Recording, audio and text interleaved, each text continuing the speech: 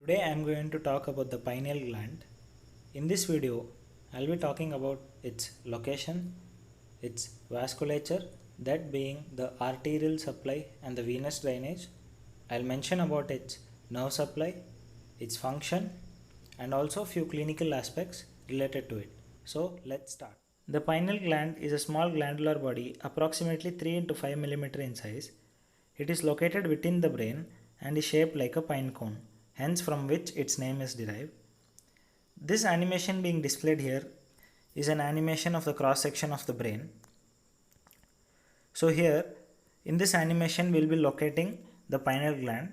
So the pineal gland is located here, as you can see, this being the pineal gland.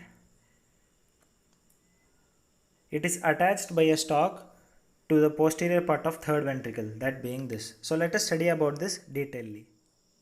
This picture also shows the cross-sectional picture of the brain.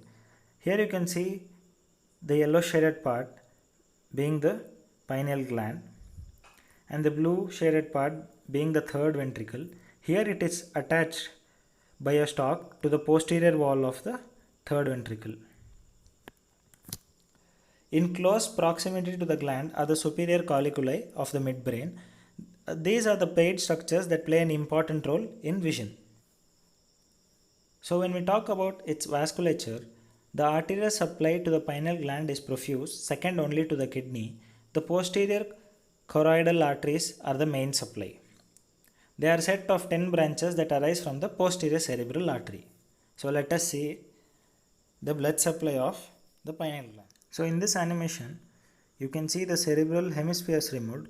So hence, this is your pineal gland and this is the choroidal branches, this and this.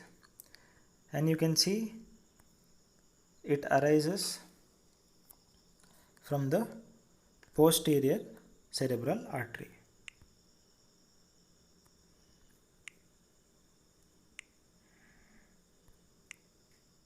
Now let us talk about its venous drainage. It is via the internal cerebral veins, that being this, the internal cerebral veins. The nerve supply of the pineal gland is by the nervus conari, which arises from the superior cervical sympathetic ganglion from the neck. Now we will talk about its functions. The pineal gland has two types of cells present within the gland, that being the pinealocytes and the glial cells. The pinealocytes are the main cells here because they secrete the hormones, and the glial cells act as the supporting cells. The hormone secreted by the pineal gland is called melatonin.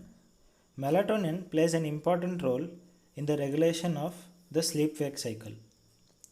Melatonin generation by the pineal gland peaks during nighttime hours, which induces physiological changes that promote sleep, such as it decreases the body temperature and the respiration rate. Now we move on to its clinical aspects. Pineal glands are prone to tumors. Pineal gland tumors are a diverse group of neoplasms. The most common is the germ cell tumor, which arises from the residual embryonic tissue in the gland. It presents with the symptoms of headache, nausea, and vomiting. It can also cause the inability to move the eye upwards. This is due to the compression of the superior colliculi. As I told earlier, superior colliculi are paired structures which help in vision. In children, a pineal gland tumor which invades and destroys the gland produces an accelerated onset of puberty. Thus, it is thought that one of the functions of the gland is to inhibit sexual development. Some interesting facts. It is stated to be the biological clock in the human body. All the parts of the brain consist of neural cells except the pineal gland. The pineal gland is the only part of the brain which is supplied by a nerve arising from outside the brain.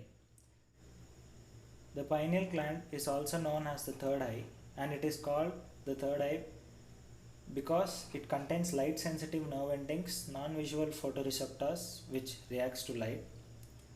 And in Descartes' philosophy, the pineal gland played an important role in which he regarded it as the principal seat of soul and the place in which all our thoughts are formed. So that was about the pineal gland. If you like my content, please feel free to like, share and subscribe, and thanks for watching.